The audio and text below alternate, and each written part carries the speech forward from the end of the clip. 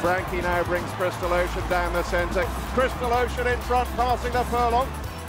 Crystal Ocean is doing enough and takes the Prince of Wales estate.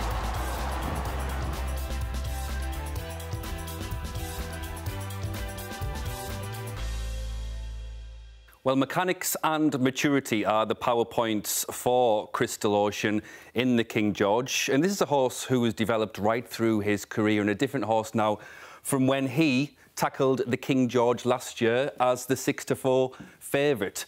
The interesting point about Crystal Ocean is that we're fighting fire with fire against Enable, because you could swap the colours and this essentially could be Enable. It's the way that he powers up in the third quarter of the race, the cruising speed which gives him an edge over most horses in the world.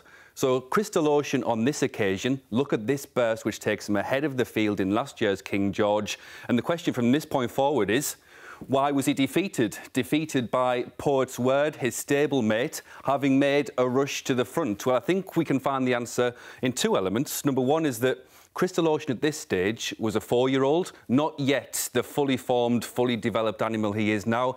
And number two is that this was a really strongly run race. The time performance, the time measurement was exceptional.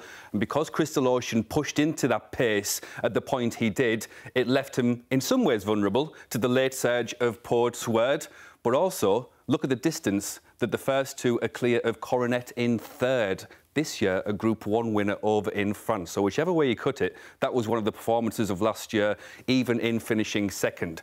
So what's the difference between Crystal Ocean then and now? Same setup in terms of Royal Ascot this year, same track, different trip, of course.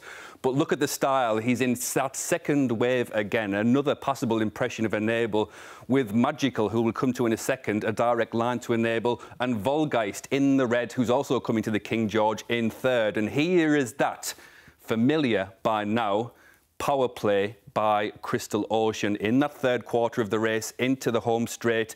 And this is the thing that will worry Enable, the fact that he can do things at this stage of the race that can potentially match her. Now, in second is Magical, giving chase. There's an extra edge, an extra dimension, an extra cutting edge to Crystal Ocean now, though, that despite meandering in front, he's able to deal with and cope with Magical.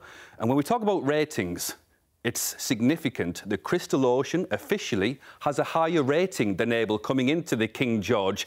And there is a very legitimate and logical answer for that at the line, because Crystal Ocean beats Magical by a length and a quarter, whereas we've seen Enable beaten Magical by less than that on her last two starts. So, in Crystal Ocean, he's trained by a master in Sir Michael Stoute, who has won the King George 6 times. He was born to win a King George. He was second last year, but he's a better horse now. And whichever way you cut it, this is the best horse that Enable has ever gone up against.